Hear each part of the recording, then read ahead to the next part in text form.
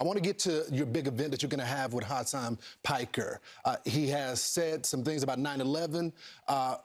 What do you stand on this? October 7th, he has blamed Israel for that. We know that they were attacked.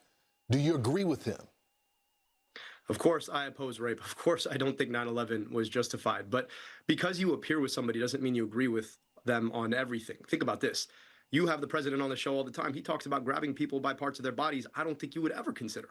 And that doesn't mean that you wouldn't appear with him. My question to you is, when did we start bending to cancel culture? When did we start saying that cancel culture was okay? Because clearly on your show, you have a number of people who you don't agree with, including me.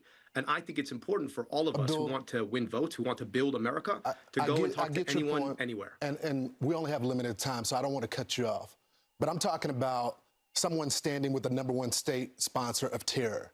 I'm talking about condemning the worst attack on America. And if you want to vote in a country where we consider this event brought us to our knees, I'm talking about speaking to moral clarity specifically about that. I'm happy to have you on to talk about the President of the United States any other time, but would you speak to what he said about, I just think it's, excuse me, it's important. will you speak to what he said about 9/11 and October the 7th?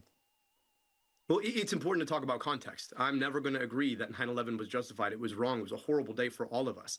I'm never going to be okay with the innocent murder of civilians. I condemned Hamas and I condemned that attack on day one.